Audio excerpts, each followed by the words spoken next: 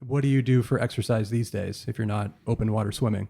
I still lift weights 3 days a week. That's kind of like the one staple thing that is non-negotiable in my life. So no matter how busy travel gets or wherever I am, I'm always going to be in the gym sort of Monday, Wednesday, Friday, lifting, plus or minus some metabolic conditioning thrown in there, depending on, what else is going on.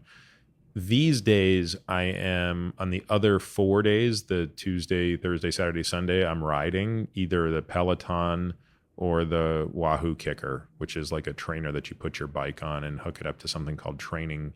No, I ride Trainer Road actually as the program that then generates the workout. I have not swum except for a month where I started swimming again in February of this year. I have not really been in the water in a year and a half, which feels really odd given how much swimming was sort of everything in my life for so long.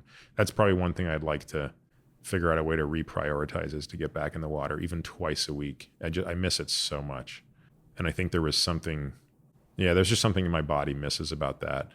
I also had picked up running again probably 3 years ago and really started to enjoy it again. It took a year to start enjoying it again.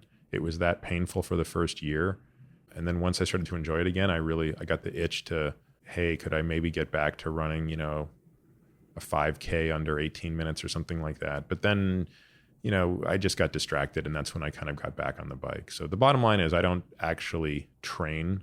I just exercise. So I don't actually do anything that's impressive. I just sort of do my little putts workouts. And I also spend a lot more time on movement prep. So, I take the sort of flexibility, movement correction stuff a lot more seriously than I ever did because I've sort of seen the impact of that on injury prevention and the absence of that on injury generation. And you've never done a triathlon, is that right? So you mentioned run, bike, swim. That's right. I've done all three of those things at one period. I mean, I was a pretty decent runner in high school, a pretty decent cyclist, probably during 2 periods of my life, at least as a time trialist. And that's really what a triathlon is, and pretty good open water swimmer. So in theory, if you could have taken me from 3 different chapters of my life, I could have at least done a triathlon. I don't know that I could have ever done it at the level of the guys who are really good. I mean, I have friends who are in the 8 to 9 hour Ironman category. I don't think that's even theoretically a number I could have hit. I remember one day sitting down and really like going through like what I thought physiologically could be done. I wasn't even sure if I convinced myself I could break 10 hours for an Ironman. And again, I think when you're doing an Ironman, I think for many people, the goal is just to finish the thing, not to break 10 hours. But when I see these guys out there that are breaking 9 hours on Ironman, especially people who aren't professional athletes, and I have friends that are, at least 2 friends who have broken, maybe 3 friends now that I think about it, who as non-professional athletes have broken 9 hours on Ironman. I'm in total awe of that. That to me that's a remarkable achievement. The distances are, you're running a 26.2 mile you're swimming marathon. You're swimming 2.4 miles, which is that's a rounding error. You can't win the race in the water, you can only lose it. The bike is 112 miles and then the run is 26.2. Looking at exercise in general, a lot of people ask, what's the best exercise for longevity? What is the best exercise to improve muscle mass? And can you expand on lifting weights your entire life as something you should never stop doing? So exercise for longevity, exercise to improve muscle mass, and expand on lifting weights. I think the exercise for longevity is a hard question because I don't think we really know the answer. So instead, it's probably easier to bifurcate it into 2 questions, which is exercise to improve lifespan and exercise to improve health span. So how does exercise improve lifespan? Well, it would have to somehow positively contribute to the delay of, or to delaying the onset of atherosclerotic disease, cancer, neurodegenerative disease. And I think there's plenty of evidence that suggests that exercise is beneficial in all of those arenas. And then I think the question is, through what mechanisms? So that you could then go from saying exercise to understanding specifically what it could be. So, cognitively, we probably see some benefit from a certain subset of hormones, right? That basically Does BDNF, for example, increase with exercise, and what is the impact that that's going to have on brain health?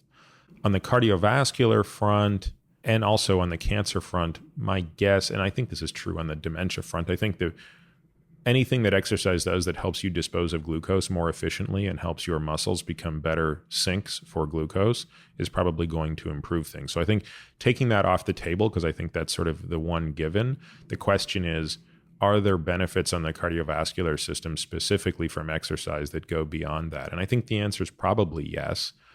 Like everything, there's a dose. You can also probably exercise too much. And there's probably, like all complicated questions, there are people who are more susceptible and less susceptible to the effects of too much exercise. There are people who can get, a certain dose of exercise provides all they need. But that said, I think even more of the benefit of exercise is on health span, meaning enhancing the quality of life. And that's cognitive, but also physical. I think too many people confuse health span and lifespan. And you hear too many people say, I don't want to be old because, I don't want to, be decrepit and et cetera, et cetera. But to me, that's sort of like an odd statement to make. It's like, why wouldn't you want to be old and be fit?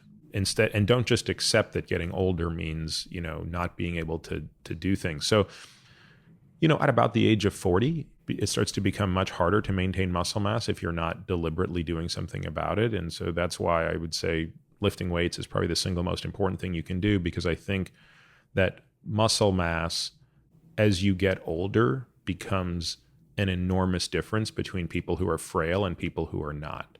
And other things matter, of course. Certainly bone density and things like that matter. And, getting into how you can optimize those things is beyond the scope of this question. But even within lifting weights, then I would say that, rule number one is don't get hurt.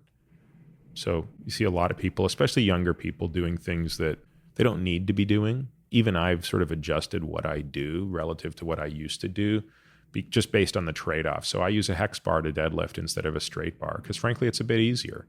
It's easier to use my glutes. And, I feel like I'm much less likely to hurt my back. Are there benefits of a straight bar over a hex bar? Sure. But the benefits to me aren't worth the risk. When I back squat, pretty rare that I'm going to go over 275, even though as a high schooler, I would put 4 plates on that bar. But again, I don't power lift. I'm not competing. Nobody cares how much I lift. Except me, and I'm not even sure I should care that much. So I've taken a very different approach. I don't overhead press at all. I only press with dumbbells now, not barbells, even when I'm doing any bench or incline bench or anything like that. So all of my overhead shoulder work is now stability work. Everything that's going to work shoulders below is done below the shoulder, and that's had a huge impact on my shoulders. Like they're totally fine. So you have to learn to make compromises as you age, but at the same time, you shouldn't compromise the expectation that you will be strong. You should be able to walk through an airport and carry 2 50-pound bags if you need to. Because if you can do that, if you're already struggling to do that in your 40s, you're going to have a really hard time whipping your grandkids around when you're in your 70s. So it's sort of like, how do you minimize how quickly you're going to decline? We went over wearables, but just for the record, what wearables do you use? That's the other question. You've mentioned wearing a glucose meter. What devices are out or on the horizon that you'd recommend for more instantaneous feedback than just the scale? I think we got the answer on the CGM. And how well does the Oura Ring hold up doing pull-ups, working with barbells, dumbbells? Do you use something else for tracking while training? So going back to the CGM thing, there are 3 out there. There's Dexcom's, there's the Libre by Abbott, and then Medtronic has one. I don't think anybody's really using the Medtronic socially. So it's mostly the Dexcom or the Libre. The Libre is cheaper, I believe, and it doesn't require calibration. But other than that, I find it not helpful because, as I said, in our hands, both individually and with patients, I think we're seeing accuracies that are plus or minus 20%, which I just think that's not good enough. The Dexcom G5 was about plus or minus 7%. The G6, I think, is probably plus or minus 3 or 4%. It's so accurate. And of course, the challenge is it'll be a long time, truthfully, before these things are cheap. Because right now, they're not really being targeted towards a consumer market. They're medical devices. And so, the economics of these things are very different. They're going through a huge regulatory burden. I mean, the FDA really scrutinizes the way these things work for understandable reason, because if you're going to have a patient dose their insulin based on this thing, it's got to be exceptional. My hope is that in time, as the demand for this in the public increases, there become second tier versions of these things that it's complicated, because of course the thing the FDA would always be concerned with is if we allow a less robust version of this to go on the consumer market, will it invariably end up in the hands of people who actually need the more robust version and then make the incorrect diagnostic choice? That's the thing that would keep you up at night if you were doing this. So again, that's just beyond my pay grade to figure out how to solve those problems. But I certainly hope that there's a day, and it's probably 4 years, 5 years from now, when the CGMs are really tiny. You've got, it's basically the size of a contact lens. It's a tiny patch. It's a 400 to 1,000 micron needle that you just smack on your belly every day, and you just dispose of it, and away it goes. As far as the Oura Ring, I think I've tried every sort of sleep device out there, and I just don't think any of them compare to the Oura Ring in terms of its accuracy. And in part, that's because it's measuring off an arterial waveform, and I think their hardware is better and stuff like that. The only activity I have found that I have to take the ring off for is deadlifts, because most other things you're not putting that much weight on it. Like even if a pull-up is only your body weight, even if you're doing a pull down, like on a machine with more than your body weight, it's not, at least unless you're Bob, it's not that much more than my body weight. You might not be able to wear one with your pull-ups or with your pull downs, but I cracked one doing deadlifts. And I think that's just because it's just sitting right there. But most other things, like even with heavy dumbbell presses, it's not really where the weight sits. For me, your finger is actually above the weight, and the weight is being rested on your palm. So I can't think of another exercise I do. Oh, if I hit the heavy bag, I'll take it off.